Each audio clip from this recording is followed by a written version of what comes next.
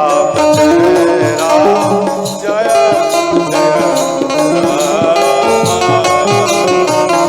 श्री राम जय राम जय जय राम। हर हर महादेव। जोर से बजाओ। हर हर महादेव।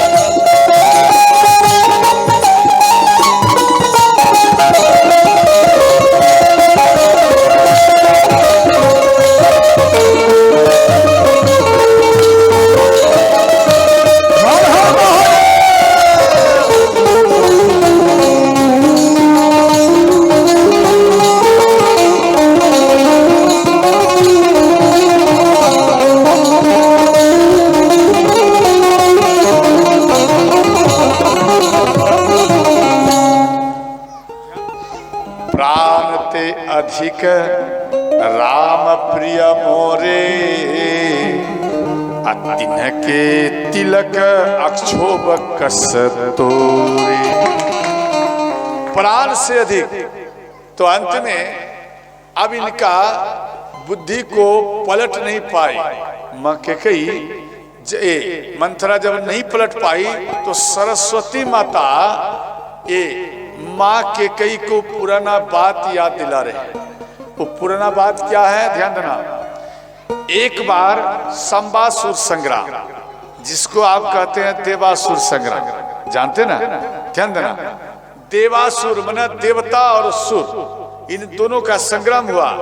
तो देवता और सुर यानी देवासुर, अर्थात वो सुर का नाम था संबासुर और बाकी देवता, समझ गया। अब इसमें भयंकर युद्ध हुए तो उसमें सारा देवता हार जाए।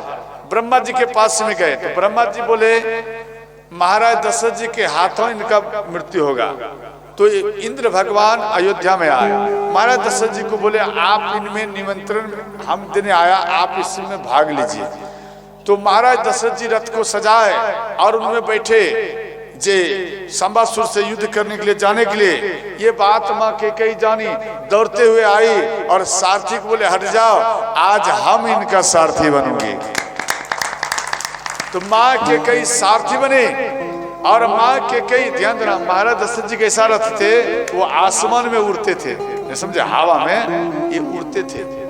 अगर उन रथ पर से कोई गिर जाए तो जमीन में आ जाएगा। जब तक आप रथ में हैं तब तक आप स्वेच्छित ही ऊपर में रहेंगे। संबासुर संग्राम में युद्ध हुआ तो उसमें से एक किल्ली, और रथ में चक्का में जो किल्ली होता वो खुल गया, छिटक गया। तो मां कैकेयी अपना अंगूठा लगाया। ध्यान देना, बचपन में मां कैकेयी एक संत का बर्छी अपना अंगूठा में लेकर खेलते हुए चली गई। संत श्राप दिए जिन अंग से ले गया वो लोहा बन जाए, समझ गया। इसलिए वो अंगूठा वो लोहा बन गया। आज वो श्राप आज वरदान के रूप में आया, जो उन स्थान में, उन धुरी यानी किल्ली के स्थान में मां कैकेयी अपना अंगूठा को उपयोग की शुरू। तो रथ थोड़ा अनबैलेंस हुए, समझ गए। जब किल्ली खिंचक गए तो रथ थोड़ा अनबैलेंस हुए तो महाराज दशरथ जी वो रथ में से गिर गए। अब रथ में से पृथ्वी में गिरने के लिए जा रहे हैं। तो देवासुर संग्राम में, संबासुर संग्राम में, याद रखना, गिरिधराज जटायु भी गए थे युद्ध करने के लिए। जब देखे महाराज दशरथ जी जमीन में गिरने के लिए जा रहे हैं, मर जाएंगे, तो तुरंत ये गिरिधराज जटायु इतना गति बढ़ाए और महाराज दशरथ जी को अपने पंखुड़ी में ही संभाल लिए। श्रोता, महाराज दशरथ जी को अपने पंखुड़ी में संभाल कर रथ में रखे। महाराज दशरथ जी खुश हो गए, बोले आज से आप मेरा मित्र, आप कुछ मांग लीजिए। ध्यान देना, महाराज दशरथ जी कहते हैं आज आप कुछ मांगिए। तो गिरिधराज जटायु बोले कि हे राजन, अगर आप हमें कुछ देना चाहते, जब आपको बेटा होगा तो सबसे बड़ा बेटा आप हमको दान कर देना। अब ध्यान देना, दान का यह अर्थ आया। आप हमें बताओ, महाराज दशरथ जी का अग्नि संस्कार कौन किया? राम किया? ये गलत, राम नहीं किया, भरत किया है। क्यों? राम अग्नि संस्कार गिरिराज जटायु का ही केवल किया है। श्रोताओ समझ गए? गिरिराज जटायु क्यों? भगवान राम महाराज दशरथ जी के वचन को पूरा करने के लिए बन गए। गिरिराज जटायु जब मर गए तो वहां में जाकर अपना पिता के समान उनका अग्नि संस्कार किए। श्रोताओ समझ गए? क्यों? पिता वचन दिए थे, उनको निभाए। और अंत में ध्यान देना, तो इधर किल्ली जो खिटक गए थे तो महाराज दशरथ जी बोले कि देवी आप हमसे कुछ वर मांग लो, एक वर ले लो। बोले एक नहीं, दो लूंगी। बोले मांग लो। बोले आप अपने पास में रहने दो। अंत में महाराज दशरथ जी सबासुर को मार दिए और इंद्र भगवान एक चूड़ामणि दिए। माँ केकई के ऊपर खुश हुए, चूड़ामणि दिए। वो चूड़ामणि माँ केकई माँ कौशल्या को दिए, माँ कौशल्या माँ सीता को दिए। माँ सीता जब लंका गई हनुमान जी को दिए, और वो चूड़ामणि हनुमान जी भगवान राम को दिए। समझ गए? ध्यान देकर समझना। इसके बाद ढोल नगार के साथ में महाराज दशरथ जी का स्वागत के साथ में विदाई कर रहे हैं। कौन? इंद्र भगवान। और किष्किंधा देते हुए महाराज दशरथ जी माँ केकई अपार संख्या में स्वागत में आ रहे थे। बाली को ये बात मालूम पड़ गया। बाली बोले महाराज दशरथ जी को बुलाओ। महाराज दशरथ जी को लाया गया। माँ केकई देखने में बहुत सुंदरी थी। तो माँ केकई देखने में जो सुंदरी थी, तो बाली बोले कि हे राजन, कल आपका और मेरा युद्ध होगा। अगर आप इन युद्ध में जीत लेंगे तो आप अपनी पत्नी केकई को ले जाना, वरना अगर हार जाओगे तो ये मेरे पास में रहेगी। रात में महाराज दशरथ जी को नींद नहीं आया। भाई अब क्या किया जाए? हम तो नहीं जीत पाएंगे। क्यों? इसको तो वर है, जो कोई लड़ेगा हमसे उसका आधा बल मेरे पास में आ जाएगा, तो फिर क्या उसका क्षमता रहेगा? इस कारण से मन में विचार किया हम हार जाएंगे।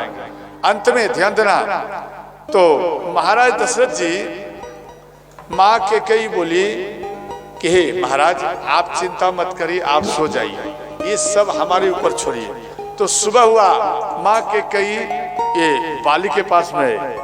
माँ केकई बोले हे राजन, आप हमें ये बताइए, जे कोई अगर आपसे युद्ध करेगा तो आप लड़ेंगे? बोले हाँ। अगर वो स्वयं सरेंडर हो जाए, यानी हार मान ले, क्या हारे हुए व्यक्ति से भी आप लड़ोगे?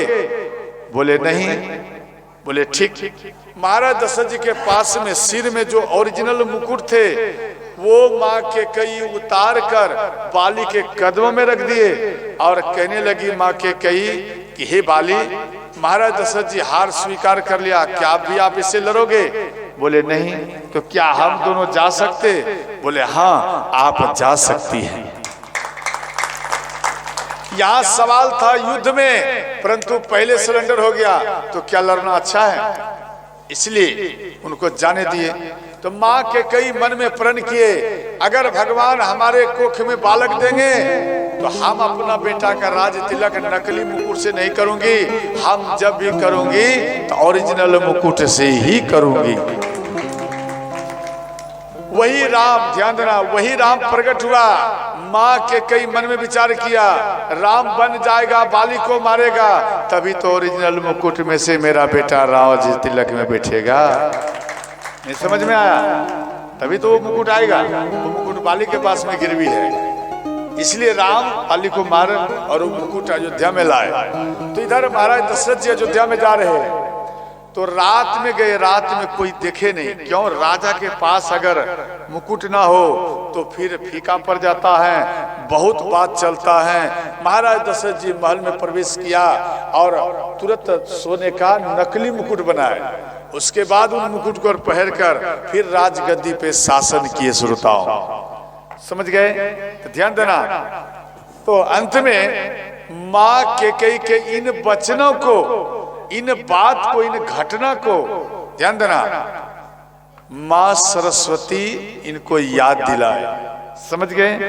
याद दिलाए अलंकापति रावण भी अपमान किए थे, उसमें भी माँ के कई प्रण लिए थे कि हे रावण, जिस प्रकार से महाराज दशरथ जी का आपने अपमान किया और यही महाराज दशरथ जी का बेटा के हाथों आपका मृत्यु होगा, ये मेरा वचन है। ध्यान देना, ये सब बात माँ सरस्वती माँ के कई को याद दिलाए। माँ के कई का बुद्धि पलट गया, माँ के कई मंथरा के चरण में गिर गई। बोले आज से आप हमारे गुरु हैं और हम आपके शिष्य हैं, मेरे ऊपर कृपा करो, जे राम किस प्रकार से बन जाएगा हमें बता।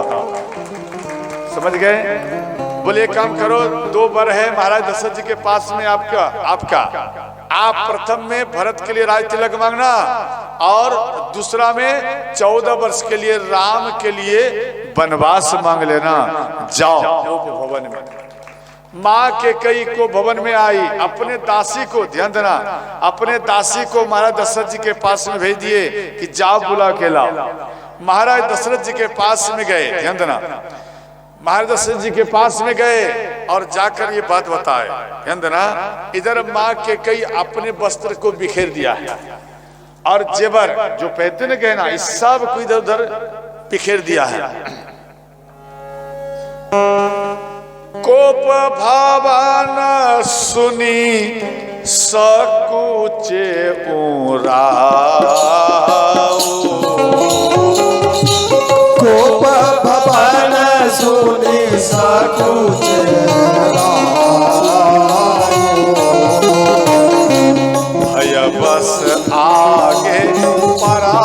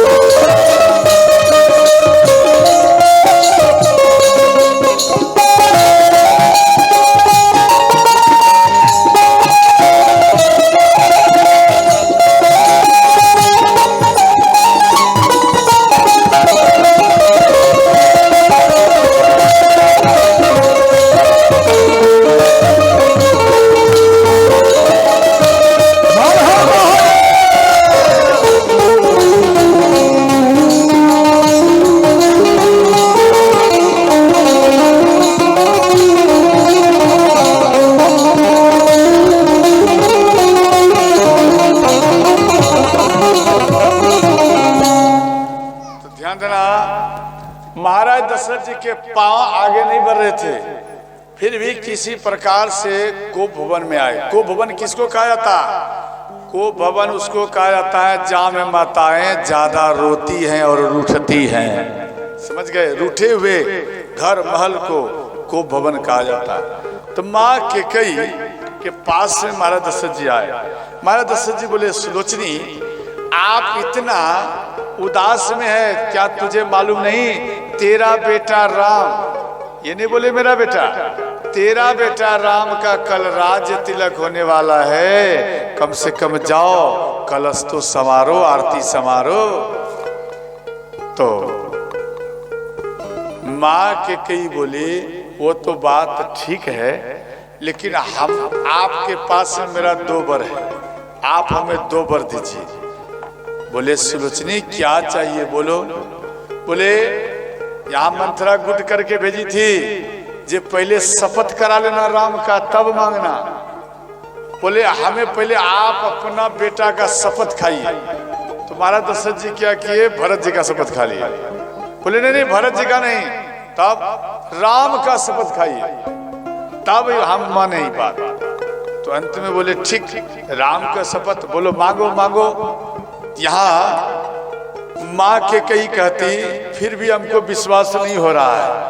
मांग मांग पे कहूं पिया, कबहु न देहु न लेहू, अर्थात हमको विश्वास नहीं हो रहा है, बार बार कहते हैं मांग मांग। तो यहाँ महाराज दशरथ जी बोले, और रघुकुल रीत सदा चली आई,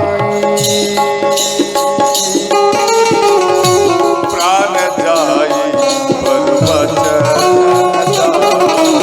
राम सिया राम सिया राम जय जय राम, राम सिया राम जय जय राम।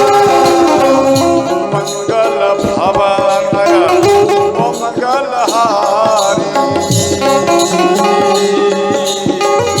ओम सहित जपत त्रिपुरारी। राम सिया राम जय जय राम, राम सिया राम जय जय राम। हर महादेव।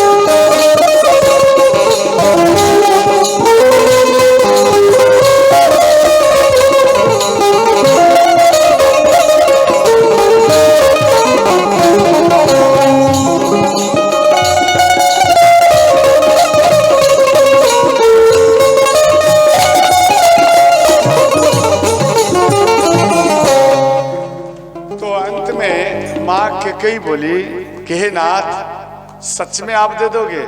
बोले देवी देने से पहले एक बात याद रखना, आप पहले जिस प्रकार से रानी रहती उस प्रकार से आप आभूषण इत्यादि पहनो और रानी के रूप में आओ तब दूंगा वर। बोले ठीक। माँ के कई महल में गई, अपने महल में सुंदर वस्त्र और गहने इत्यादि को धारण किए। उसके बाद माँ के कई, ध्यान देना, माँ के कई बोली कि हे नाथ अब क्या मैं मांग सकती? बोले हाँ। तो यहाँ माँ के कई कहती हैं बड़े ही प्रेम से भाव से, सुनहु प्राणपति।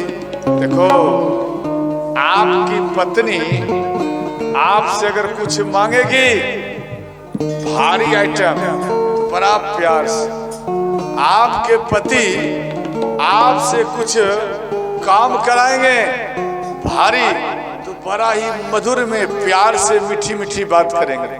समझ गए? क्यों काम लेना है ना। यहाँ माँ के कई कहती हैं सुनहु प्राणपति। प्राणपति देखो भावत जी का देहु एक बर भरत हिटिका। सुनहु प्राणपति भावत जी का देहु एक बर भरत हिटिका। देखो माँ के कई जो बोली पहले उत्साह बढ़ा है, सुनहु प्राणपति भावत। महाराज दशरथ जी फूलकर भाती हो गए, अरे अरे बड़ा अच्छा चीज मांगी। आज जैसे ही बोले देहु एक बार भरत ही टीका, डाउन हो गए। फिर मन में कुछ नहीं रखे, मन में ऐसा अभाव नहीं रखे, कोई बात नहीं, राम राज तिलक पर बैठे या भरत मेरे लिए तो उतना ही दोनों प्रिय है। बोले देवी दे दे दिया राज। और बोलो दूसरा क्या है? तापस बेस विशेष उदासी 14 बरस राम बनवासी। तापस बेस विशेष उदासी 14 बरस राम बनवासी। जैसे ही महाराज दशरथ जी को कह रहे हैं माँ के कही तापस बेस विशेष उदासी 14 बरस राम बनवास। महाराज दशरथ जी बोले कुछ और मांगो, ये ठीक नहीं है। बोले नहीं, तापस बेस विशेष उदासी 14 बरस राम बनवासी। तापस बेस विशेष उदासी 14 बरस राम बनवासी। सीताराम सीताराम सीताराम कहिए जही विधि राखे कही विधि रहिए। सीताराम सीताराम सीताराम कहिए जाहि विधि राखे ताहि विधि रहिए। जाहि विधि ताहि विधि रहिए। हर हर महादेव ताहि विधि रहिए। सीताराम सीताराम सीताराम कहिए जाहि विधि राखे ताहि विधि रहिए। महाराज दशरथ जी बोले देवी आप मेरा प्राण ही मांग लिया, एक काम करो देवी, राम को वन मत भेजो। अगर आप राम को वन भेज देगी तो मेरे शरीर में प्राण नहीं रहेगा, हम भी उनके साथ में, मेरे शरीर में से प्राण भी निकल जाएगा। इसलिए देवी बात को पलट दो, आप राम को मत 14 वर्ष के लिए भेजो। तो माँ के कई बोली बस हो गया, रघुकुल रीत सदा चली आई, हो गया। महाराज दशरथ जी बोले देवी हमारा बात मानो। और अंत में महाराज दशरथ जी माँ के कई के चरण को पकड़ लिए, चरण में माथा को अटकाए कि देवी चरण पकड़ रहे हो, हमारा बात मानो, राम को हमसे दूर मत करिए, आप राम को मेरे पास में रहने दीजिए। अगर राम नहीं रहेगा तो मेरे शरीर में प्राण भी नहीं रहेगा। माँ की कई वो कठोर बन गई।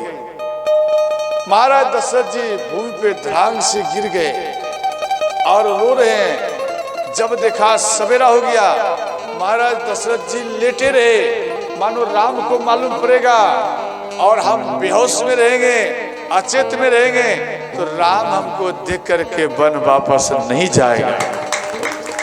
राम वन नहीं जाएगा, क्यों? पिता का स्वास्थ्य सही नहीं है, ऐसा देख करके मेरा बेटा हमको छोड़कर नहीं जाएगा, पूरा जिंदगी हम अस्वस्थ में ही बिता दूंगा, लेकिन राम को नहीं जाने दूंगा। अब सुबह हो गया, बाहर में भीड़ है, ध्यान देना, बाहर में भीड़ है, अपार भीड़। गुरु वशिष्ठ आए, सुमंत जी को बोले सुमंत इतना सुबह हो गया, अभी तक महाराज दशरथ जी नहीं जगे, वो तो सबसे पहले जगते थे। तो अंत में सुमंत जी को बोले आप जाइए, जा देखो जे महाराज दशरथ जी कहाँ हैं। तो श्री सुमंत जी महल में प्रवेश किया तो उधर से भगवान राम सुमंत जी को देखे, पिता के समान सुमंत जी के चरण में भगवान राम प्रणाम किए। भगवान राम बोले मेरे पिता कहाँ है? सुमंत जी बोले हम भी तो महाराज को ही ढूंढ रहे हैं। बोले तो कहा होगा? तो अंत में माँ कैकेयी के महल में आए भगवान राम। तो माँ कैकेयी के पास में आए तो महाराज दशरथ जी को देखे व्याकुल स्थिति में जमीन में लेटे हुए। तो भगवान राम बोले, माँ आप हमें ये बता, जे मेरे पिता को क्या हुआ, क्या किसी ने कोई बात बोला? तो माँ कैकेयी बोली, बेटा अरे तेरे पिता से मात्र 2 वर मांगे हूं और ये 2 वर देते ही तेरा पिता बेहोश होकर गिर गया है। तो भगवान राम अपने पिता के चरण में प्रणाम किए और कहने लगे, पिताश्री क्या बात है, क्या 2 वर है जो आप इतना उदास हो गया है? महाराज दशरथ जी कुछ नहीं बोले और अचेत हो गए। और तो अंत में माँ कैकेयी को भगवान राम पूछे, माँ ऐसा क्या बात जो आपने मांग लिया? तो भगवान राम को माँ कैकेयी बोली, बेटा मात्र 2 मांगे हूं, एक प्रथम मांगे जे भरत के लिए राज तिलक। भगवान राम बोले, माँ मेरे तो प्राण में देखो पावर आ गया, क्या मेरा भैया राज तिलक में बैठेंगे, राज सिंहासन में बैठेंगे? माँ कैकेयी बोली, बेटा हाँ। बोले, माँ आज आप धन्य है, माँ आप धन्य है जे मेरे भैया के लिए आपने राजगद्दी ही मांग लिया है। अपने पिता को बोले, पिताश्री इसमें फिर बेहोश होने की क्या बात है, आप चलिए भैया भरत को जल्दी में आप राज तिलक करिए। अंत में भगवान राम बोले, माँ ये दूसरा वर बता। बोले, दूसरा वर है तापस वेश विशेष उदासी 14 बरस राम वनवासी। बोले, माँ आज मैं धन्य हो गया, आज मैं धन्य हो गया। धन्य जन्म जग तीतल आसु, धन्य जन्म जग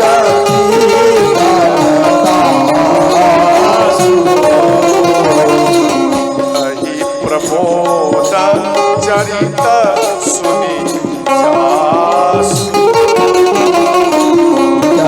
प्रमोद चरित सुनी जासु,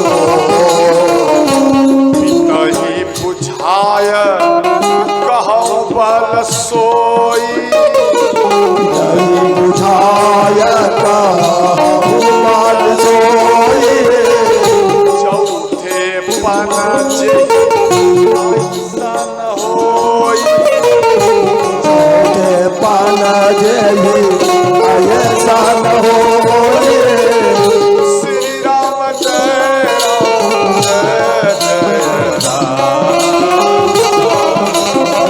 श्री राम जय राम जय जय राम, श्री राम जय राम जय राम, श्री राम जय राम जय जय राम, राम जय राम। हर हर महादेव।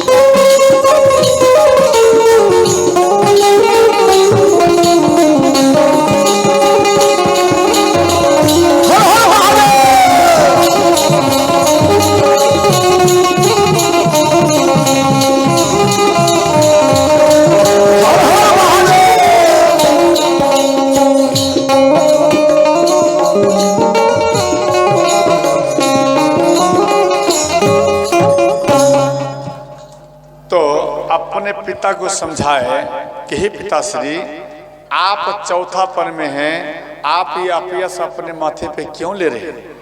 आप ये काम करिए, आप हमें आदेश दीजिए। और अपनी माँ कैकेयी के चरण में प्रणाम किए राम। बोले माँ, हम तुरंत अपनी माँ कौशल्या से आदेश लेकर आता हूँ। तो राम माँ कौशल्या के पास में गए माँ कौशल्या से आदेश मांगे। जब आदेश मांगे तो माँ कौशल्या बोली, बेटा आप हमें एक बात बता, आपके पिता बन दिया है? बोले नहीं। तो क्या तेरे माँ दिया? बोले हाँ। अगर तेरी माँ केकई दिया है बन, तो बेटा हम इसमें कुछ नहीं कर सकते। क्यों? अगर आपके पिता अगर बन देता तो हम आपके पिता से हठ भी कर लेते, लेकिन यहाँ तो आपकी माँ आपको बन दिया है। समझ गए? अंत में ये बात सुनकर माँ सीता दौड़ते हुए आई और माँ कौशल्या के चरण में गिर गई। बोले माँ हम भी अपने पति के साथ में जाएंगे। बोले बेटी कभी तू पलंग पर से महल से बाहर नहीं गई, इन कंकर पत्थर में वन में कैसे रहेगी, इसलिए आप मत जा। बोले माँ हम जाएंगे, जिया बिनु देह नदी बिनु भारी, तैसिया नाथ पुरुष बिनु नारी। हे माता देखो, पुरुष माने पति, पति के बिना माता का श्रृंगार अच्छा नहीं लगता, इसलिए पति चाहिए तभी श्रृंगार अच्छा लगता। तो माँ सीता बोली जब तक मेरे पति सामने रहेंगे तो मेरे शरीर में प्राण रहेंगे, अगर मेरे पति चले जाएंगे तो मेरे शरीर से प्राण भी चला जाएगा। माँ कौशल्या मन में विचार किए, नहीं अब इनको भी आदेश दे देना चाहिए। अंत में बोले बेटी हमारे ऊपर कृपा करना, तो कभी हमको भूलना मत। अंत में सास के चरण में प्रणाम किए, भगवान राम के चरण में प्रणाम किए और अंत में ध्यान देना एक चबूतरा के पास में आए। इधर श्री लक्ष्मण जी को मालूम पड़े, लक्ष्मण जी भैया राम के चरण में भागते हुए आए और प्रणाम किए। बोले भैया आप बन जा रहे हो, हम भी जाएंगे। बोले नहीं पिता का स्वास्थ्य ठीक नहीं, भैया आप यहाँ रहो। बोले नहीं हम जाएंगे। अंत में बोले ठीक, जा अपनी माँ से आदेश मांग कर लाओ। तो माँ सुमित्रा के पास में श्री लक्ष्मण जी आए। बोले माँ आप हमें आदेश दो, जब मेरे भैया राम बन जा रहे हैं, मेरे भैया अवध को छोड़कर जा रहे हैं और हम भी अवध को छोड़कर जा रहा हूं, इसलिए भैया राम का सेवा करने के लिए आप हमें आदेश दो। माँ मेरे भैया आपसे आदेश लेने कर आपके पास में भेजे। तो ध्यान देना माँ सुमित्रा इतना सुंदर वचन बोली, बोले बेटा तात तुम्हारी मातु बेटे ही, पिता राम सब भांति स्नेही। बेटा हम तो एक जन्म की तेरा माँ हो, नहीं समझे, हम तेरा एक जन्म की माँ हो, परंतु बेटा राम और सीता आपके अनंत कोटि के ही माँ और पिता हैं। आप उनके चरण में क्यों नहीं प्रणाम किया? आप वहां में आदेश ले लेते। और दूसरा बोले कि अवध को छोड़ जा रहा हूं, नहीं, जिन स्थान में राम खड़ा हो जाएगा, जिन स्थान में राम बैठ जाएगा, वह स्थान ही अवध हो जाएगा। इसलिए बेटा तू अवध को छोड़कर नहीं जा रहा, तू अवध को साथ में ही लेकर जा रहा है। इसलिए बेटा जा और भैया राम का सेवा कर, परंतु बेटा याद रखना आप स्वप्न में भी लड़ना मत। देखो माँ सुमित्रा एक और वचन बोली, जिसका बेटा राम का भक्त शिव का भक्त ना हो, वो माँ को बांझ ही रहना अच्छा है। ध्यान देना। और जिसका बेटा बेटी राम शिव या किसी भगवान का भक्त हो, चाहे खुदा का ही क्यों नहीं, अगर वो भक्त नहीं है तो बांझ रहना अच्छा, अगर वो भक्त बन गया तो वो माँ बरभागी कहलाती है। समझ गए? इसलिए यहाँ पर दिया गया है कि बेटा आप स्वप्न में भी भाई से मत लड़ना। बोले स्वप्न में? बोले हाँ बेटा, जब आप भोजन करेंगे, भोजन करने के बाद में आपको नींद आएगा, फिर आप सो जाएंगे और अंत में सोने के बाद में स्वप्न में भाई भाई से लड़ जाते हैं। स्वप्न और सपना में अंतर है। सपना मना सोने से पहले चिंतन करना, उसको स्वप्न कहा जाता, और स्वप्न जब आप सो जाएंगे, नींद के बाद आप भाई भाई में ही स्वप्न में लड़ जाते हैं, इसको स्वप्न कहा जाता। इसलिए यहाँ पर लिखे हैं रागरो सईर सामद रागरो सईर सामद जनी सपने हो जे इनके बस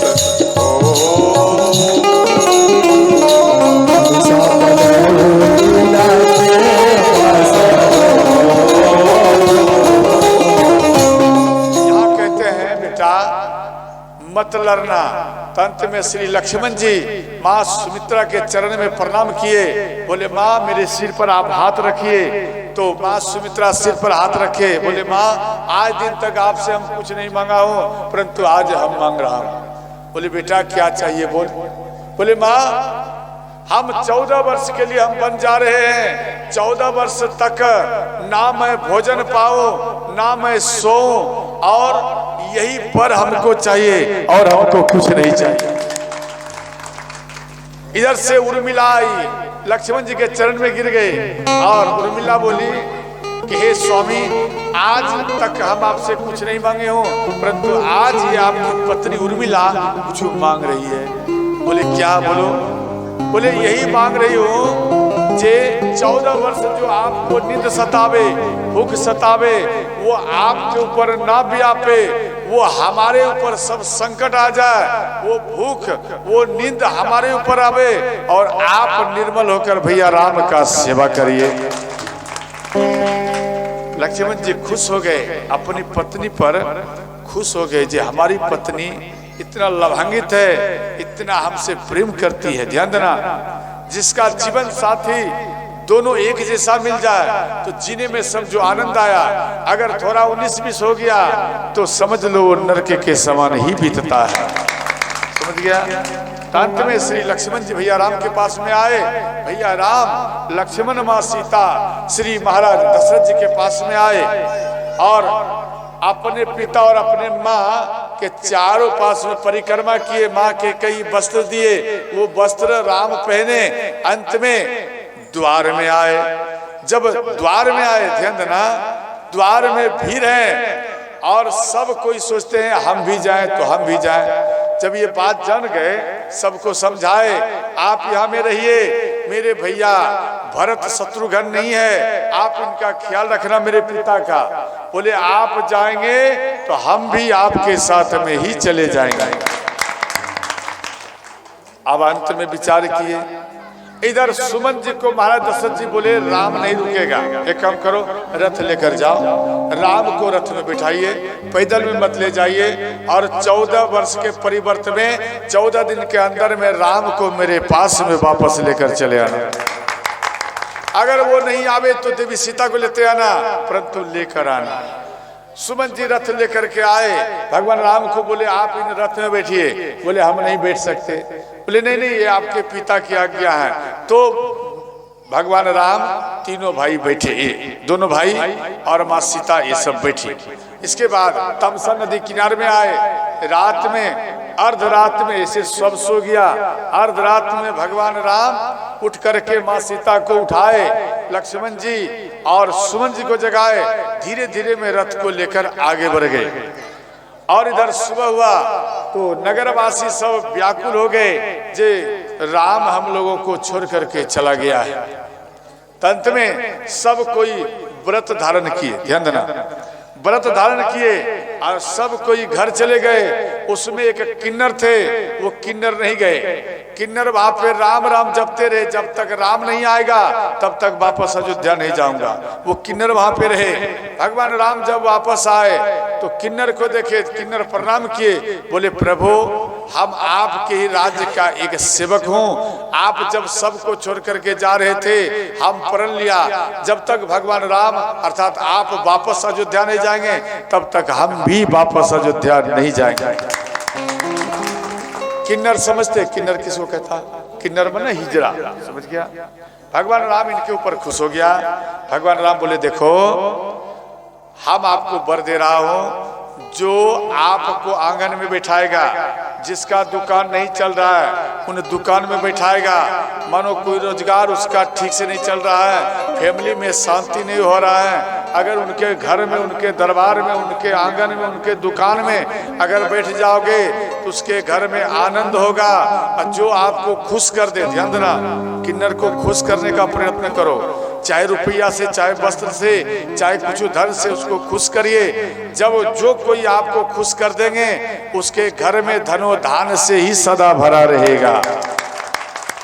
ये वर दिया है किन्नर को, समझ गया। इसलिए किन्नर को कभी नाराज मत करना। दुकान पे बैठ जाए, नहीं बैठे तो उसे बैठाने का प्रयत्न करो तो आपका दुकान बहुत सुंदर से ही चलेगा, समझ गए। उसको ठुकराना नहीं चाहिए। इसके बाद ध्यान देना, भगवान राम तमसा नदी किनारे में आए, निषाद राज से दोनों मित्र थे, दोनों मिले। मिलने के बाद में ध्यान देना, सुबह में केस को सवार रहे थे माँ सीता और लक्ष्मण जी।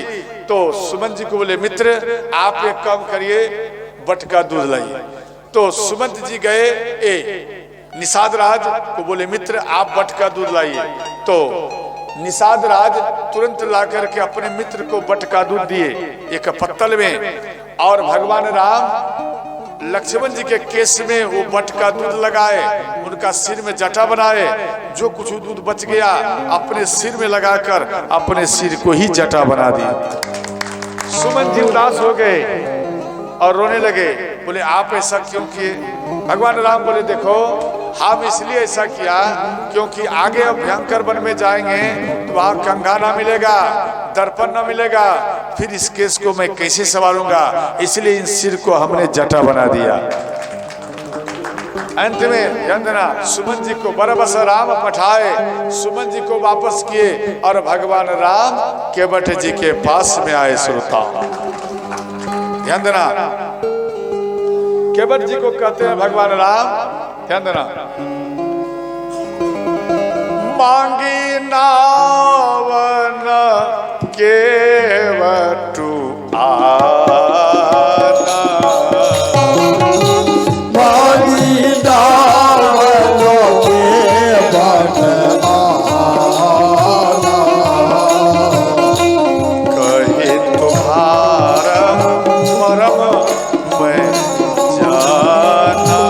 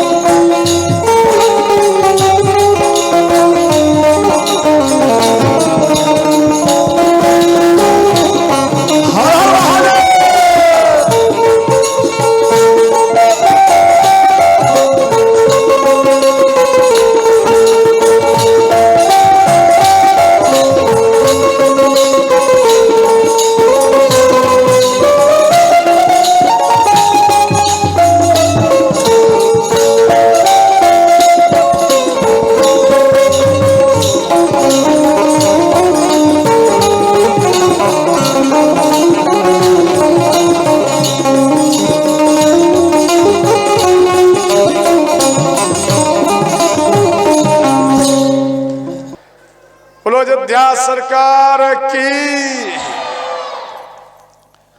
इधर केवट जी के पास में भगवान राम आए। केवट जी की नैया दूर में है, भगवान राम कहते हैं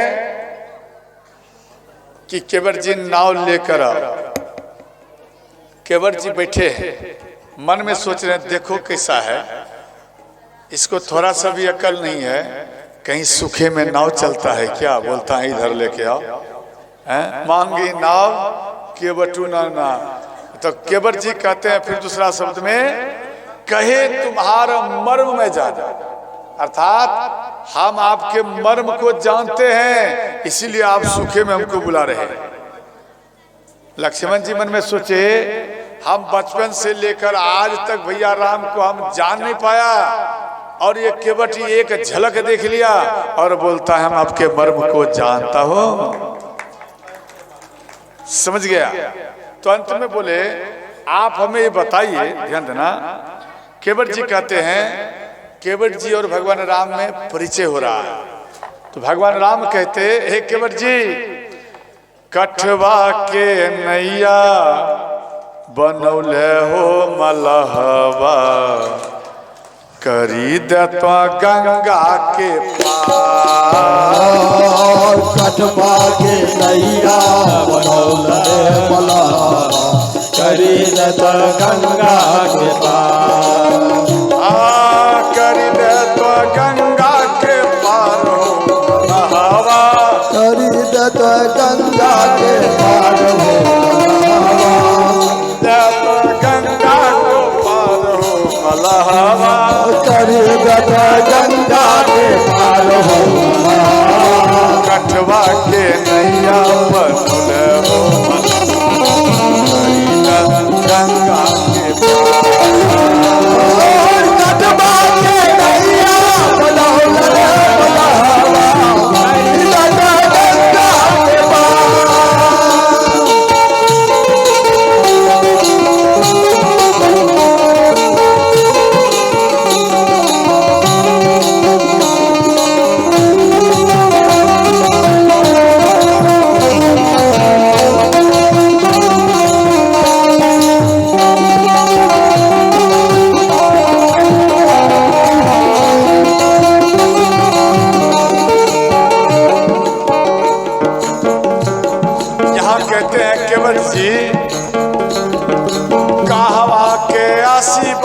किनकर पुत्र हो, कहवा के आसी किनकर पुत्र हो, कहवा के आसी किनकर पुत्र हो, कहवा के आसी किनकर पुत्र हो।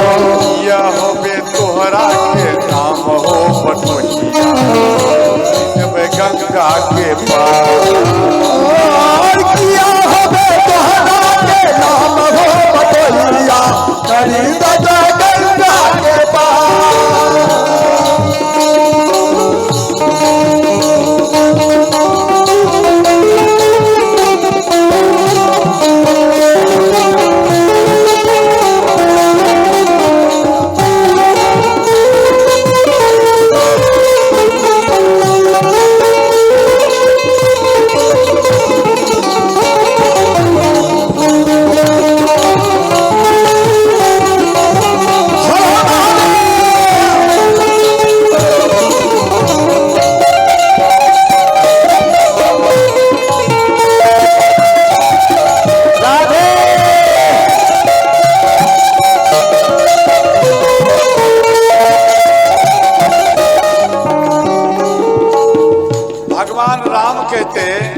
केवट जी, अयोध्या के आसी बासी दशरथ के पुत्र हो, अयोध्या के आसी बासी दशरथ के पुत्र हो, अयोध्या के आसी बासी दशरथ के पुत्र हो, अयोध्या के आसी बासी दशरथ के पुत्र हो। राम लखन मोरा राम हो मलहवा, करी दे गंगा के पार।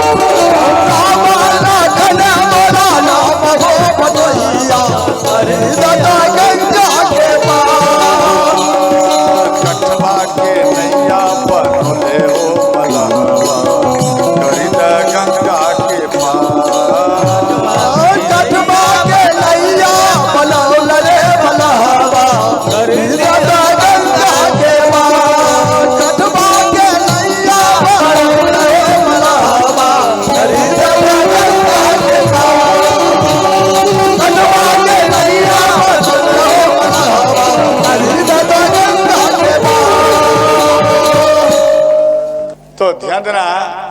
मैया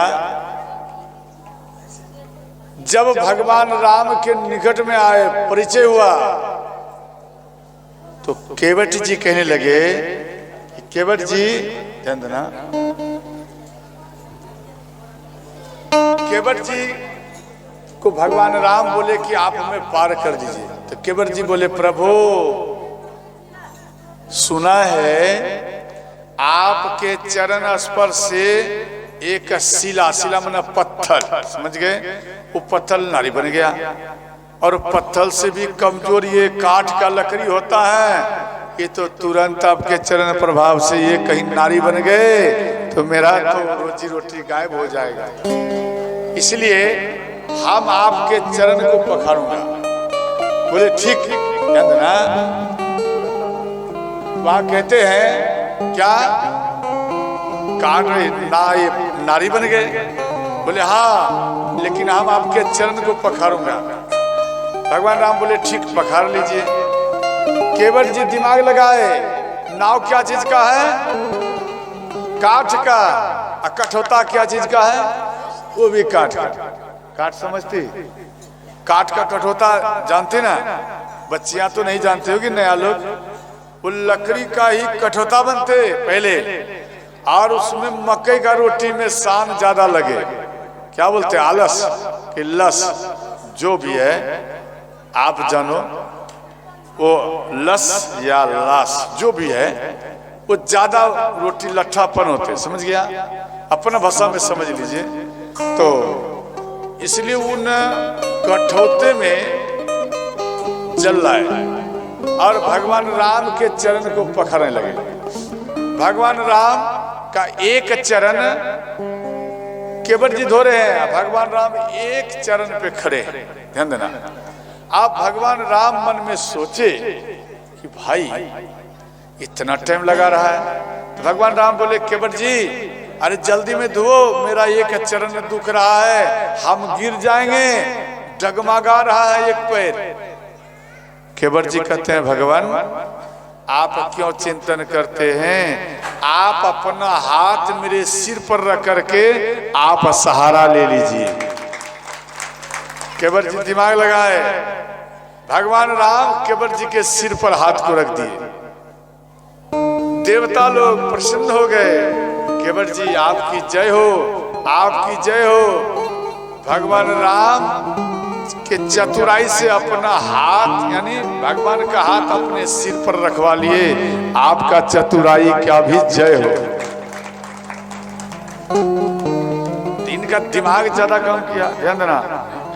केवट जी, ध्यान देना, धनुष पर बाण चढ़ा ली, इनको क्रोध आया और केवट जी के ऊपर ये बाण छोड़ने लगे। केवट जी जब से आया हो तेरा लौटेंगी हम देख रहा हूं, अभी तुझे मैं मार देता हूं। तो केवट जी बोले, लक्ष्मण जी सावधान, ये मेरा राज्य है, इन स्थान में यहां में मेरा चलेगा, यहां में आपका कुछ चलने वाला नहीं है। ध्यान देना। ऐसा बात क्यों बोले? ऐसा बात में बहुत बड़ी बात छुपा है, सावधान होकर सुनना। महाराज दशरथ जी को श्रवण कुमार का जो बाण मारे, श्रवण कुमार को उनका दोष लगा, समझ गया? जब मार दिए तो ब्रह्म हत्या का दोष लगा। ब्रह्म हत्या के दोष से छुटकारा, दोष को मिटाने के लिए गुरु वशिष्ठ के पास में आए। गुरु वशिष्ठ नहीं थे, समझ गए? इनका एक बेटा था वामदेव, वो थे। तो वामदेव को सारा बात महाराज दशरथ जी बताए। तो वामदेव बोले, एक काम करिए, आप 3 बार राम राम बोलिए, आप इन सब से मुक्त हो जाएंगे। तो 3 बार राम राम बोलकर जल को छीट लिए। महाराज दशरथ जी मन में सोचे, अब हमारा श्राप समाप्त हो गया, समझ गए? महाराज दशरथ जी चले गए, गुरु वशिष्ठ आए, ये बात इनको मालूम पड़ गया। ध्यान देना।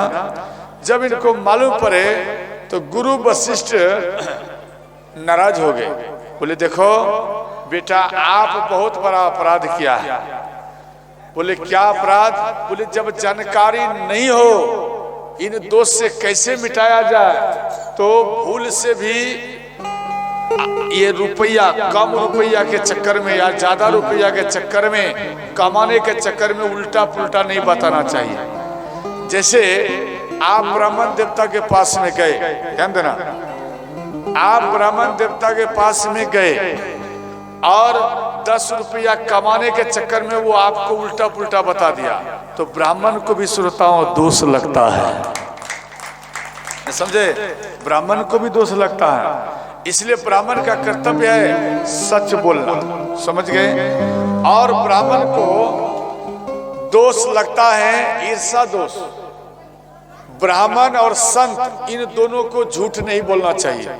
अगर झूठ बोलता है तो उनको असूया दोष लगता है, ध्यान देना।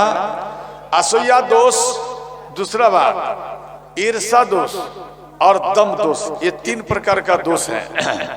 ये 3 प्रकार दोष क्या है? जैसे असूया दोष, जैसे ज्यादा पढ़ा लिखा है, समझ गया? तो ज्यादा पढ़ा लिखा व्यक्ति दूसरे का दोष देखते हैं, नहीं समझे? वो दूसरे के अंदर में कमी देखते, दूसरे का गलती को पकड़ते, वो पूरा जिंदगी दूसरे के गलतियों को ही पकड़ने में बीत जाता, वो कभी भगवान का भक्ति नहीं कर पाता। जब हम, ध्यान देना, जब हम प्रथम में कथा आरंभ किए थे, समझ गए, तो प्रथम में थोड़ा मोड़ा इधर उधर हो जाता था, मालूम नहीं पड़ता था, छोटा सा किए थे, तो वो मेरे गलतियों को लिखते थे और मेरे पास में आए और कहने लगे, देख इतना हम लिख लिया हो, ये सब तेरा गलती है, यहाँ गलती किया, वहां गलती किया, ये लिख लिया। हम हाथ जोड़ लिए, बोले बाबा सही क्या बोले वो आप लिखे। बोले हम आपका सही नहीं देखते थे, तब सही पर ध्यान हम नहीं देते थे, तब केवल गलतियों पे हम ज्यादा ध्यान देते थे। अब दिमाग लगा, हम जो ठीक बात बोला उनको अच्छा नहीं लगा, और जो गलत बोला वो उनको अच्छा लगा, वो तुरंत कैद कर लिया, समझे? उसको नोट कर लिया। अब सोचो उनका दिमाग, पूरा कथा 9 दिन तक वो नोट करते रहे, अंत में हमको बताए 9 दिन में क्या सीखे? बोले कुछ नहीं, केवल आपके गलतियों को ही हम ढूंढते रहे। अब सोचो, तो गलतियों को ढूंढे, वो पुर्जा हम ले लिए। हम बोले बहुत अच्छा, आप मेरे लिए भगवान शिव के समान ही है। गलती आपके अंदर में गलती है, उसको निकाल दे और आपके सामने प्रकट कर दे, वो दूसरा कोई नहीं, राम और शिव ही हो सकते, समझ गए? तो ध्यान देना। तो इधर ज्यादा पढ़ा लिखता व्यक्ति दूसरे को गलतियां देखते, और इधर ईर्षा दोष, दूसरे को देख करके ईर्षा करना नहीं चाहिए। और दम दोष, दम दोष का अर्थ है अपने को छुपाना, अपने को छुपाना, नहीं समझे? जैसे आपके गांव के कोई साधु बन गया और बहुत ज्यादा दुष्ट हैं, तिलक लगा लिया और लाल वस्त्र, उजला वस्त्र पहन लिया, जटा बढ़ा लिया, ध्यान देना, त्रिशूल हाथ में ले लिया और बहुत बड़ा बड़ा माला ले लिया और दूसरे स्थान में जाकर सबसे बड़ा बाबा बन गया, ध्यान देना, और अपना परिचय दिया। जब अपना परिचय दिया, ध्यान देना, घर में उसका नहीं है। देखो, तिलक माला ले लेने से नहीं होता है साधु। साधु वो व्यक्ति होते हैं जिसका आचरण अच्छा होता है, आचरण से देखा जाता, उनके संस्कृति को देखा जाता, उनके कर्म को देखा जाता, उनके तिलक और इन वस्त्र को नहीं देखा जाता। कई व्यक्ति क्या करते, ये बाबा है, अच्छा ठीक, अरे ना तिलक है ना वस्त्र है। अरे कभी कभी हमको कह देते, बाबा आप कभी कभी बिना कुर्ता का चलते हैं, ऐसे लपेट लेते, कभी कभी कुर्ता पहनते, तो ये क्या है बाबा? बोले क्या आपको कुर्ता वाला बाबा चाहिए? बोले नहीं, पहले आप कुर्ता नहीं पहनते थे, वो बाबा कहाँ है? बोले वो हम हैं। बोले इसका अर्थ है कि आपको हमसे मतलब नहीं है, हमारे वस्त्रों से ज्यादा आपको प्रेम है। यही ना हुआ? हम जो कुछ बोल रहे हैं ज्ञान की बात, वो आपको नहीं चाहिए, आपको हमारा केवल रूप चाहिए। नहीं, इसी में तो व्यक्ति ठगे जाते हैं, समझ गए? कभी ऐसा सोच रखना नहीं चाहिए, ध्यान देना। अपने को शरीफ बना सबसे बड़ा अपराध है, समझ गया? अच्छा एक बात बता, अगले बार तो अपना परिचय नहीं दिए थे, क्या अब की बार परिचय दूं? क्या आप सब जानना चाहते कि बाबा अपना परिचय दो? हाथ उठा के बोलो हाँ या नहीं, हाथ उठा के बोलो। सब कोई चाहते, लेकिन मंदिर में जो बैठी माता वो नहीं चाहती। आप चाहती हैं कि मेरा परिचय क्या है, हम कौन हैं? बोलो ना, चाहती है तो हाथ उठा। ठीक है, बोलो राधे राधे। हाथ को नीचे करो, ध्यान देना।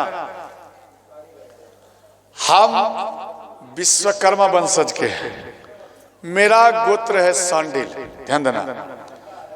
और दूसरा बात, हम कोई बड़ा खानदान का व्यक्ति नहीं है, हम बहुत ही गरीब खानदान के हैं, समझ गए। हमारे गुरु का नाम है बाल रामानी श्री स्वामी हरिदास जी महाराज, समझ गए। और उनका कुटी अयोध्या सरयू किनारे में है, और वहां में अगस्त आश्रम भी है। और उसके बाद ध्यान देना, गुरु जी का कुटी सुल्तानगंज में है। तो सुल्तानगंज और अयोध्या हम थोड़ा जाते आते रहते, ध्यान देना। और उसके बाद हमारा घर नगोचिया में है, NH 31 से ठीक 200 गज की थोड़ा दूरी में, ठीक बगल में ही है, ज्यादा दूर नहीं, मात्र में हाफ मिनट लगता है NH से मेरे घर में आने, समझ गया।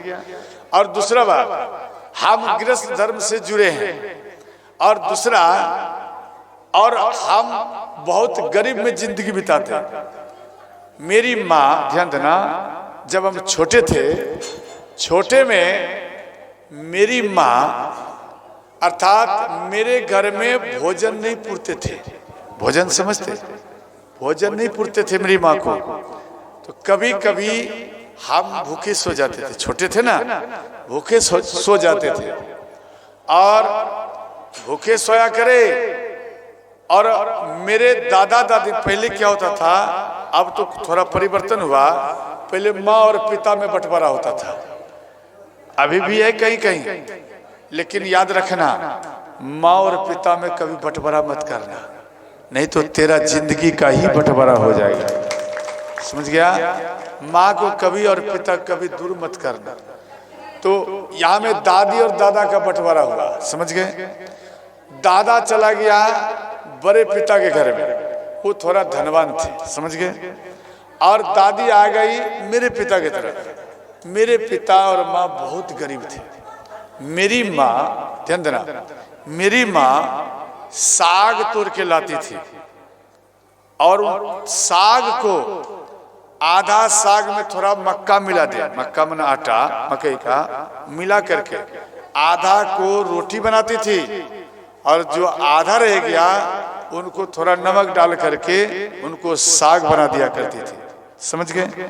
और उनको हम पाते थे, और हमको भोजन नहीं मिलता। एक दिन ऐसा हुआ, मेरी माँ साग, जमी जगह तो है नहीं, साग तोड़ने के लिए दूसरे के खेत में गई। जैसे ही साग तोड़ने के लिए गई, तो मेरी माँ को जिसके खेत में तोड़ रही थी, वो व्यक्ति आकर, ध्यान देना, वो व्यक्ति आकर मेरी माँ को थाप मारे, मेरी माँ को थाप मारे। और मेरी माँ के आंचल में जो साग था, वो साग को छीन लिया। और मेरी माँ बोली कि मेरे बेटा भूखे हैं, आप इन साग को लेकर जाने दीजिए। बोले तेरा बेटा भूखा रहे या मर जाए, हमको उससे मतलब नहीं, साग यहाँ में रख। किसी प्रकार से मेरी माँ फिर पुनः साग को अपने आंचल में लिए, तो वो खेत वाले व्यक्ति डंडा से मेरी माँ को पीटे। मेरी माँ को 4-5 डंडा मारे। मेरी माँ के शरीर में डंडा का दाग आ गया। मेरी माँ रोते हुए घर में आए, और घर में आकर के हम बोले मैया कुछ भोजन। बोले बेटा आज भोजन नहीं है, आज सो जा। मेरी माँ, मेरे छोटे भाई, एक बहन थी, सब सो गए। मेरी दादी भी सो गई भूखे, जल पी करके सो गई। और हमको नींद नहीं आया। तो दादा तो बड़े घराने में है, तो दादा के पास में हम चला गया, और दादा के पास में खड़े हैं। एक कोने में पहले लंप चलता था, उन बगल में कहीं कहीं अंधेरा दिखाई दे, कहीं रोशनी। तो बाहर में हम खड़े हैं और दादा को जब खाने के लिए दिए, पहले होता था खुद्दी, खुद्दी समझ गए, टूटा हुआ चावल खुद्दी। वो खुद्दी जब बनाते ना ढेला बन जाता, ढेला, वो ढेला उठाकर दादा को दिया खाने के लिए। दादा को भी नहीं धंसता था, क्यों? उनकी पत्नी भूखी है और उनके पति को भोजन मिल रहा है, क्या वो पति को भोजन सुहाएगा? वो कभी नहीं सुहाएगा। दादा खाते भी हैं और इधर उधर देखते हैं कि कोई तो आओ जो ये अन्न लेकर के हमारी पत्नी को पवाओ। मेरे दादाजी रो रो करके खाते थे और जब सामने में से वो बड़े पिताजी के वो सब परिवार चले जाते थे अंदर में और दरवाजे में दादा अकेले रहते थे, तब हम धीरे धीरे डर के मारे, क्यों एक आध बार हम पकड़ा गए थे तो हमको भी बड़े पिताजी डंडा से पीटते थे, तो तू क्यों मेरा अन्न खाता है? एक दिन दादा को भूखा रख दिया एक टाइम इस कारण, इसलिए हम भी डर जाते थे, भाई हम जाएंगे फिर मेरे दादा को पीटेगा, बोलिया कहेगा। सब चले जाए, बंद कर दे दरवाजा। तब धीरे धीरे इधर उधर देख दादा एक ढेला हमको दे दिया और लेकर हम भाग कर अपने घर में आया। दादी को उठाए, अपनी माँ को उठाए, मैया ये लो थोड़ा दादा से लाया, चुपचाप में आप पा लीजिए। माँ सोए में उठी और उन खुदी में ढेला जो था, इतना सा मात्र एक ढेला, वो ढेला में बोली बेटा तू भोजन पाया, तू खाया या नहीं? बोली मैया हम नहीं खाया। हम खा लिया, हम ये नहीं बोले कि नहीं खाया, बोले माँ हम खा लिया। माँ हमारे चेहरे को देखकर समझ गए कि मेरा बेटा खाया नहीं है, ये भूखे हैं। और अपनी माँ को खुश करने के लिए मेरा बेटा कहता माँ तू खा ले, हम हमारा पेट भर चुका, हम खा लिया। माँ हमको पहचान गई। अंत में थोड़ा दादी को दिए, एक भाई थे उन भाई को जगह कर दिए, थोड़ा माँ खाई, अंत में माँ थोड़ा हमको भी दिए और हम भी पाए। और इस तरह से मेरा जिंदगी चलता था और गरीबी में जिंदगी। और किसी के यहाँ में काम करते थे, मजदूरी करते थे तो रुपया होता तो खाते, वरना भूखे ही सो जाते थे। और मेरी माँ दूसरे के यहाँ में आटा मांग के लाती थी कि मेरा बेटा भूखा है, कितना दिन देगा? एक दिन देगा, 2 दिन देगा, उसके बाद नहीं देते थे, किवाड़ बंद कर लेते थे। नहीं जाओ, टिल्ली मांगने के लिए आता है। मेरी माँ रोते हुए जिंदगी निभाती थी। अब मेरी माँ एक दिन बोली बेटा आप जब दोबारा जन्म लेना तो मेरे कोख में से मत लेना, आप किसी बड़े घराने में लेना, और बेटा कभी तुझे जी भर के भोजन नहीं दे पाई, तेरे पेट में भर पेट अनाज नहीं दे पाई, इसलिए बेटा सबसे बड़ा अपराधी स्वयं मैं हूं। बोले मैया ये बात को मत बोल, हम तो भगवान से ये मांगेंगे कि माँ अगर मैं जितना बार जन्म लूं तो तेरे गर्भ से ही हम प्रकट हो माँ, हमें दूसरे का गर्भ नहीं चाहिए, आपका गर्भ चाहिए। इस प्रकार से मेरी माँ। और उसके बाद भोजन जब नहीं मिलता तो खाने के ख्याल से हम रामधुनी में जाया करें, किसी सत्संग में जाया करें, कुछ अन्न मिले तो लेकर आओ अपने घर में दो, पालने के लिए, खाने के लिए। और धीरे धीरे मेरा मन में परिवर्तन हो गया। संतों से यानी हरि बाबा से दीक्षा लिया, चैसा में ध्यान देना, हम दीक्षा लिया तो धीरे धीरे मेरा मन कथा की ओर जाने लगे, भगवान की ओर जाने लगे। तो माँ रोने लगी, बोले बेटा अगर आप साधु बन जाएगा बेटा तो फिर हमको कंधा कौन लगाएगा? बेटा साधु बन जाएगा, इस वृद्ध माता को कौन भोजन देगा? पहले चलता था वो बीना वाला, गुदरी वाला बाबा, समझ गया? गुदरी नहीं समझे? गुदरी मांगता था, जोगी फकीर, वो बन जाते थे। वो अपनी पत्नी को भी छोड़ देते, अपनी माँ को भी छोड़ देते, अपने पिता को, बहन को छोड़कर वो अकेले ही वो भाग जाते थे घर से। माँ मेरी सोची कहीं शायद ऐसा ना मेरा बेटा कर बैठे। माँ के चरण में हम गिर गया, बोले माँ आप इस बात को हटा दो। जो बेटा अपनी माँ को छोड़कर बड़ा संत बन गया वो बेटा नहीं है, वो संत नहीं है।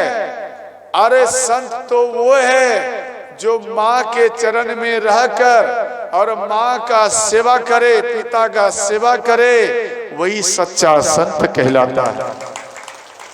माँ को छोड़कर अयोध्या, बनारस, प्रयाग भाग जाओ, क्या भगवान मिल जाएंगे? नहीं। जो आपका प्रत्यक्ष भगवान है वो भगवान के सामने जब आप टिक नहीं पाया तो अयोध्या में क्या वहां टिक पाओगे यार। माँ को बोले माँ घबरा मत। वो बोले बेटा आपको शादी करना पड़ेगा। बोले माँ वचन दिया, हम गृहस्थ धर्म को पालन करूंगा, परंतु माँ तेरे चरण से कभी हम जीवन में दूर नहीं जाऊंगा। श्रोता, ये मेरा परिचय है, समझ गया? हम कोई बड़ा खानदान से नहीं है, हम बिल्कुल नॉर्मल और गरीब खानदान से। काथा करते, काथा में 10 रुपया बचा तो उन रुपया को कुछ गुरुजी को देते, कुछ आश्रम में देते। कोई गरीब व्यक्ति है, किसी का बेटी का विवाह इधर उधर में, उन सब में थोड़ा मोड़ा हेल्प करते। ज्यादा तो औकात मेरा नहीं है, लेकिन थोड़ा मोड़ा हम इधर उधर बांट दिया करे। और कुछ गृहस्थ जिंदगी है, कुछ गृहस्थ जिंदगी में चला जाता। और दूसरा मानो जैसे कथा कर रहा हूँ, इन कथा में मानो चला गया माइनस में, तो कभी कभी ऐसा होता 50-50 हजार का माइनस होता, तो ब्याज में उठाकर उनको भरण पोषण करता हूँ, समझे? ब्याज में उठाकर। मेरा बेटा कभी कभी डांट देते, पिताजी आप ये कौन सा कथा कर रहे हो, जो बार बार ब्याज में उठाकर देना पड़ता, आप इन कथा को छोड़ दीजिए।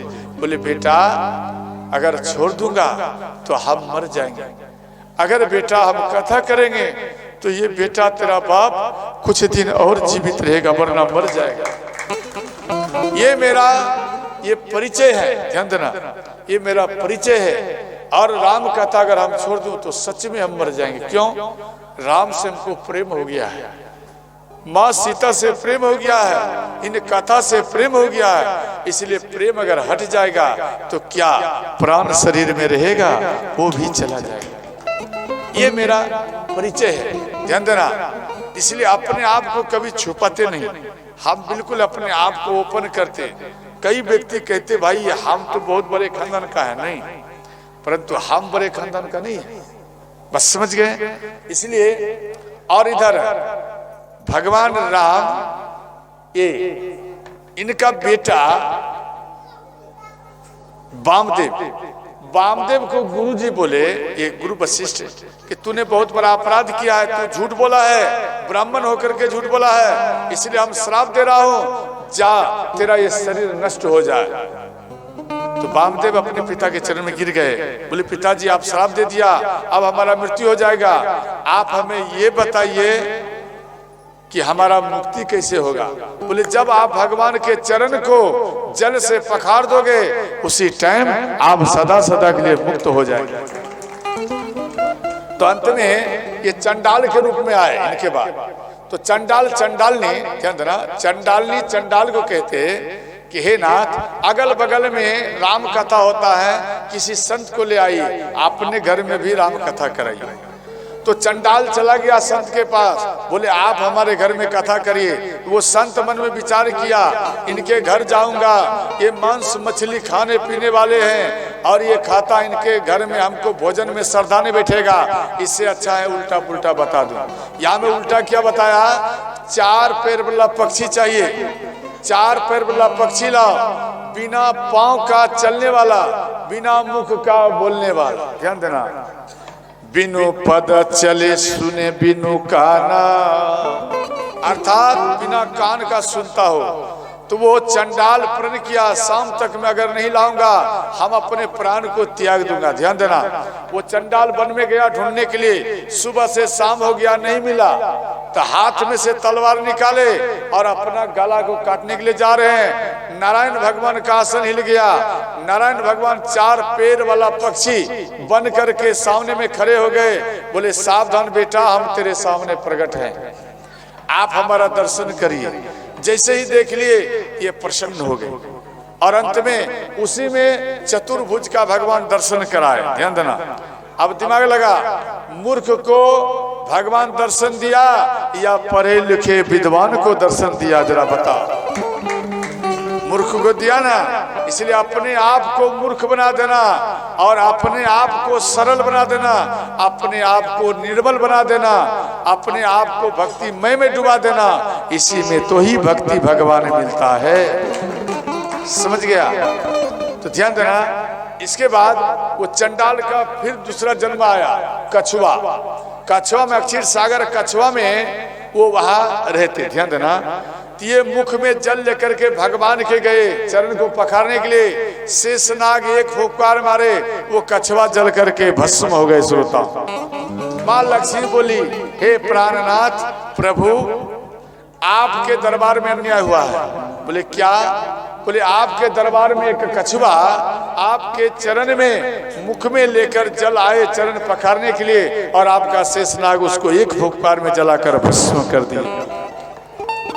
इस बात को सुनकर, ध्यान देना, इस बात को सुनकर भगवान नाराज हो गए। भगवान बोले घबराओ मत, त्रेता में जब धारी हो रामचंद्र अवतार, तहाए जाति केवट में हुई है जन्म उद्धार। त्रेता में, ध्यान देना, त्रेता में जब हम राम अवतार लेंगे तो ये केवट में प्रकट होगा, और ये मेरे चरण को पखार कर ये भी तर जाएंगे। देवी घबराओ मत। समझ गए? इसीलिए लक्ष्मण जी ऐसे अवतार और केवट जी कह रहे हैं कि यहाँ आपका कुछ चलने वाला नहीं है। तो इधर ध्यान देना, चरण पखारे और नैया पर भगवान राम को बिठाए। भगवान राम प्रसन्न होकर बैठे। ध्यान देना, भगवान राम बैठने से पहले माँ सीता को बिठाए, उसके बाद लक्ष्मण जी को बिठाए, उसके बाद भगवान राम बैठे। इसमें से क्या ज्ञान मिला? ध्यान देना, इसमें से ये ज्ञान है कि आप किसी गाड़ी में तय करो, समझ गया, तो गाड़ी में चढ़ने से पहले अपने बच्चों को, पत्नियों को बैठाओ, उसके बाद आप बैठिए। अगर आप पहले बैठ जाएंगे गाड़ी खुल जाएगी, आपकी पत्नी दौड़ नहीं पाएगी और आपके बच्चे छूट जाएंगे, अंत में बिछड़ जाओगे। इससे मालूम पड़ता है पहले इन दोनों को बैठा, अगर गाड़ी खुल भी जाएगी तो आप दौड़ कर गाड़ी को पकड़ सकते हैं। श्रोताओ, समझ गए? इसके बाद माँ गंगा, ध्यान देना, भगवान राम के चरण को पखारने के लिए ढीवा मारने लगे। ढीवा समझते? ढीवा तो नैया हिलने लगी। तो ध्यान देना,